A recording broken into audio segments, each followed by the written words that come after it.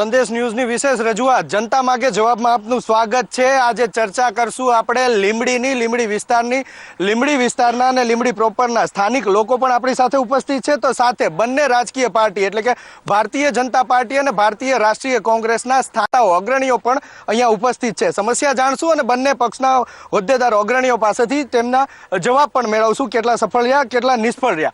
સૌથી પહેલા આપણે પૂછવા માંગીશ કે અહીંયા જો લીંબડીની વાત કરવામાં આવે તો લીંબડી વિસ્તારની સમસ્યા શું છે? અત્યારે તો બીજી કોઈ એવી સમસ્યા છે નહીં, પણ અમારા ધારાસભ્ય જે અહીંયા ચૂંટાણા એ ધારાસભ્ય લગભગ 1.5 વર્ષથી ચૂંટાઈને ગયા પછી દેખાતા નથી, ક્યાંય જોયા નથી મત લઈને ગયા પછી। અને અત્યારે અમારા જે જૂના ધારાસભ્ય પૂર્વ ધારાસભ્ય હતા, અમારે કોઈ પણ કામકાજ હોય તો ગામનો કોઈ પણ અમારો પ્રશ્ન હોય તો અમારા પૂર્વ ધારાસભ્ય કિરીટસિંહ રાણા સાહેબ એ અમારું કામ અને સ્થાનિક પ્રશ્નોનું કોઈ પણ જવાબ કે સ્થાનિક લેવલની કામગીરી સંભાળે છે અને સરસ રીતે જવાબ અમને। એટલે તમે પૂર્વ ધારાસભ્ય પાસે જાઓ છો તો કોઈ સમસ્યાને લઈને જ જતા હશો ને, તો એ સમસ્યા શું છે એ મને જાણવું છે। એ રોડ રસ્તાની એની હોય, પણ એ અત્યારે બધા કામ ચાલુ થઈ ગયા છે। અમારા મહાકારી રોડ ઉપરનો એક રસ્તાનો પ્રશ્ન હતો તો એની અંદર રસ્તાનું કામ અત્યારે ત્યાં આગળ ચાલુ છે। અમે થોડા ટાઈમ પહેલા જ એમની પાસે એ રસ્તોનું વાત લઈને ગયા હતા, પણ એ પણ કામ ચાલુ થઈ ગયું અત્યારે પૂર્ણ થવા આવ્યું। તમે શું કહો છો, શું સમસ્યા છે? બસ પહેલાં તો એ મળતા નથી સમસ્યા। પહેલાં તો એમને ગોતી, પછી અમે સોમાભાઈ કિરીટસિંહ તો હાજર જ છે અહીંયા, ગમે ત્યારે જાઓ તમે અડધી રાતે કહો તો એ હાજર જ હોય છે। ત્યારે સોમાભાઈને અમારે ગોતવા પડે અને એના કરતાં અહીંયા કરતાં પોતે જ્યાં વિરમગામ છે ત્યાંના તમે રસ્તા જો અમે આશા અહીંના રાખી કેવી રીતે શક્ય છે એમને એને? હા, એટલે ત્યાં આપણે અત્યારે અહીંની ચર્ચા કરીશું। શું કહે છે? એજ્યુકેશનનો પ્રશ્ન છે લીંબડીની અંદર 11-12 સાયન્સ છે એ સ્કૂલ નથી, જે પહેલાં સ્કૂલ હતી બરોબર, અને જે એમના કહેવાતા લોકોની હાટડીઓ ખોલવા માટે ગ્રાન્ટેડ સ્કૂલ બંધ કરી અને અત્યારે લીંબડી વિધાનસભા, ચૂડા, સાયલા અને લીંબડી એ ત્રણેય તાલુકામાં હજી ગ્રાન્ટેડ સ્કૂલ ચાલુ થાય તો ગરીબ અને મધ્યમ વર્ગને એ મુશ્કેલી ન પડે। જે $1-2 લાખ રૂપિયા ખર્ચવા પડે છે એ ખર્ચવા ન પડે, કે એ તમે ક્યારે ચાલુ કરશો એ મારો પ્રશ્ન છે। બરાબર છે।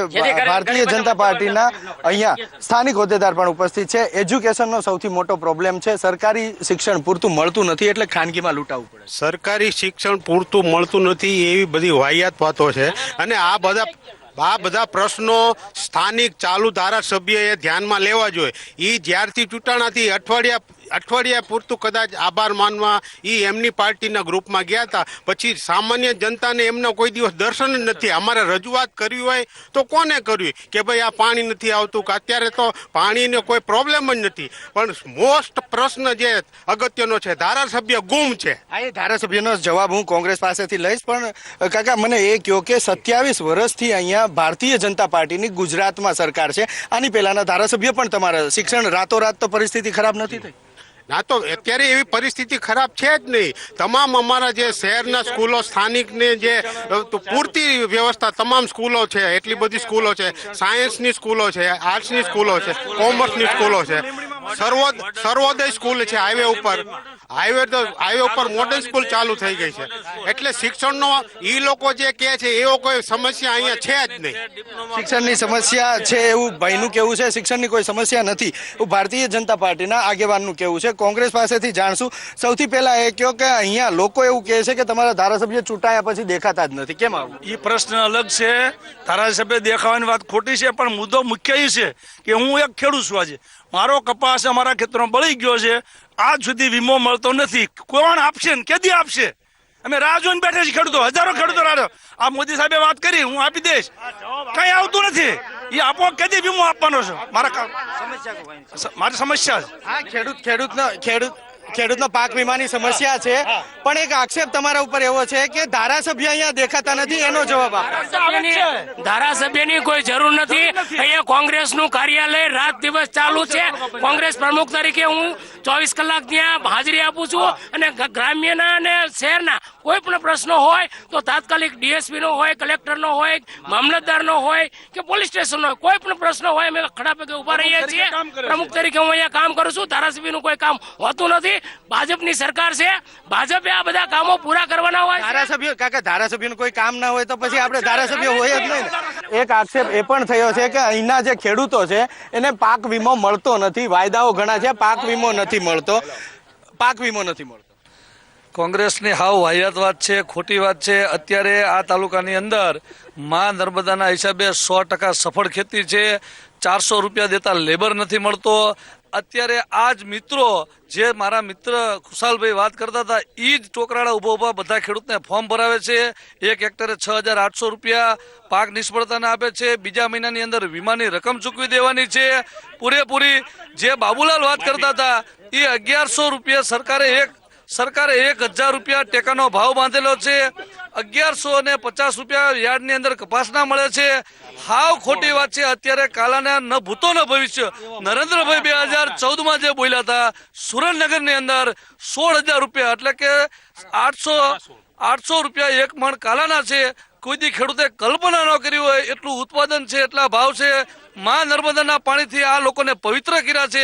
એમની કેટલા વર્ષોથી આ કોંગ્રેસની અંદર ખોટી વાત કરીને બુદ્ધિ ભ્રષ્ટ થઈ ગઈ હતી. નર્મદાના આચમનના બદલે એમના ઘરે ઘરે નર્મદા આપી, એમને ગંગા સ્નાન કરાવીને પવિત્ર કરી, છતાં એમની હાવ કાયમ આવી જ વાત હોય છે. કોંગ્રેસની આવી વાત હોય છે તેવું કેવું છે. સ્થાનિક લોકો પાસેથી જાણશું શું સમસ્યા છે. સમસ્યા શિક્ષણની સમસ્યા જે પરસોત્તમભાઈ જે વાત કરી એ ખરેખર શિક્ષણની સમસ્યા છે. શિક્ષણની અંદર કેટલાય શિક્ષકોની જગ્યા ગ્રાન્ટેબલમાં ખાલી છે. અને બીજી વાત કે સરકારી સ્કૂલ જે ગવર્મેન્ટ સ્કૂલ હોય છે સાયન્સની એ હકીકતમાં નથી, પ્રાઇવેટ સ્કૂલો છે અને પ્રાઇવેટ સ્કૂલો લૂંટી રહી છે. અને બીજો પ્રશ્ન છે આરોગ્યનો. સ્થાનિક ધારાસભ્ય જ્યારે હતા, ધારાસભાની જ્યારે ચૂંટણી થઈ, 2 મિનિટ, ધારાસભ્યની જ્યારે ચૂંટણી થઈ ત્યારે ધારાસભ્યની એ વખતે પણ આ મુદ્દો હતો કે સરકારી દવાખાનામાં એક પણ સ્ટાફ નથી. દરેક લોકો અહીંયા ખાલી સરનામું લઈને જાય છે. તો આજ સુધી ભરતી ત્યાં પણ નથી થઈ. એટલે અમારી દ્રષ્ટિએ તો 2 સરકારો આ શોષણ કરવા પેદા થઈ છે અને લોકોનું શોષણ કરી રહી છે. લોકોના જે પ્રશ્નો છે એની સામે કોઈ ધ્યાન નથી આપી રહ્યું. મોટી મોટી વાતો કરે, ચાહે નર્મદાની વાત કરે કે ગંગાની વાત કરે કે પછી કોંગ્રેસ સરકાર બીજી ગમે એવી વાત કરતી હોય, પણ ખરેખર સમસ્યા લોકોની છે ને એની સામે ધ્યાન દેવામાં આવતું નથી. મોટી મોટી વાતો થાય છે અને ખરેખર પરિણામ મળવું જોઈએ ક્યાંય મળતું નથી. આજે આરોગ્ય અને શિક્ષણની લીંબડીમાં ભયંકર સમસ્યા છે. આરોગ્ય અને શિક્ષણની સમસ્યા છે. શિક્ષણ મુદ્દે જવાબ લઈ લીધો, આરોગ્ય મુદ્દે જવાબ લઈ. ભાઈનું કહેવું છે કે પહેલા ધારાસભ્ય જે હતા એ અને અત્યારે ચૂંટાણા એ પણ આરોગ્યની સુવિધા પૂરી વ્યવસ્થા નથી કરી શકતા. અમારા માજી મંત્રી કિરીટસિંહ રાણા સાહેબે હમણાં જ ગાયનેક ડોક્ટરની નિમણૂક કરાવી. એ સિવાયના 5 ઓફિસરો આજે ડ્યુટી ઉપર છે. 5 મેડિકલ ઓફિસર અહીંયા ડ્યુટી ઉપર છે. એ સિવાયના 3-4 ડોક્ટર ગાયનેક એ લોકોની નિમણૂક કરાવી, એ લોકો હજી હાજર નથી થયા. એ સિવાય રાણા સાહેબના પ્રયત્નથી ડાયાલિસિસ સેન્ટર લીંબડીમાં ચાલુ છે.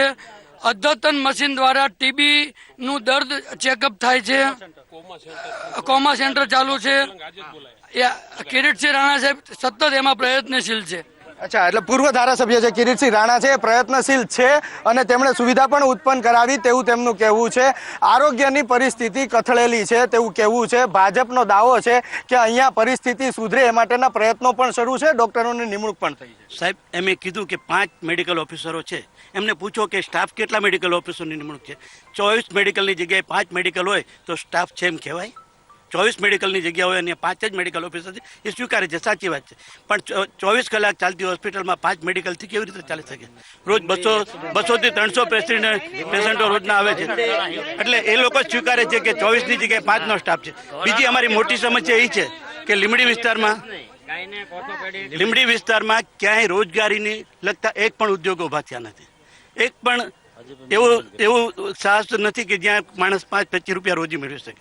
લીંબડી રોજી ક્ષેત્રે એટલું બધું પછાત છે કે લીંબડીના યુવાનો એટલા બધા બેકાર છે કે સાહેબ દિન પ્રતિદિન આપઘાતો થાય છે. હમણાં ચોડામાં એક ખેડૂતે આપઘાત કર્યો. આપની પાસે રિપોર્ટ હશે. એ સ્થાનિક લોકો પણ છે, એમને પણ પૂછશું કે અહીંયા જે રોજગારીની વાત છે તો રોજગારી કેવી મળે છે, રોજગારીની તકો કેવી ઉપલબ્ધ છે?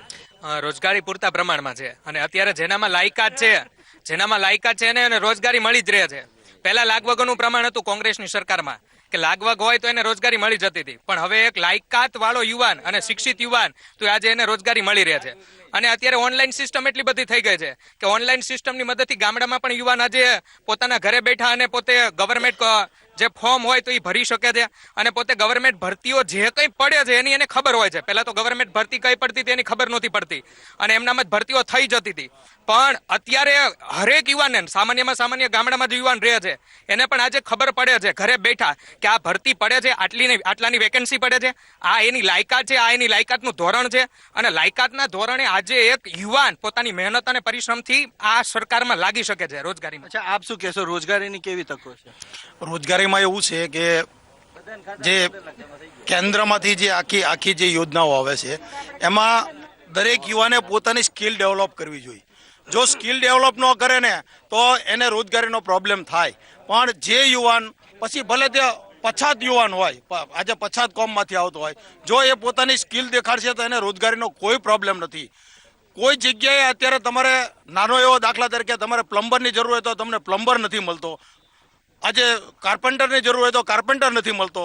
લુહારની જરૂર હોય તો લુહાર નથી મળતો. જો રોજગારી ન મળતી હોય તો તમને માણસોનો પ્રોબ્લેમ થાય નહીં. તમારા ઘરની અંદર તમારે નળનું ફિટિંગ કરવું હોય ને તો તમારે પ્લમ્બરનો પ્રોબ્લેમ છે, નથી આવતો. પ્લમ્બર એમ કે હું 3 દિવસ પછી આવીશ, 5 દિવસ પછી આવીશ. એટલે રોજગારી નથી એવું નથી, રોજગારી તો છે જ તે. પણ જેને મહેનત કરવી છે એના માટે ફક્ત ને ફક્ત કાગળ ઉપર આખી યોજના બનાવી અને સરકારમાંથી એને જો મળતર મેળવવાનું હોય એના માટે કોઈ આ સરકારની અંદર યોજનામાં નથી.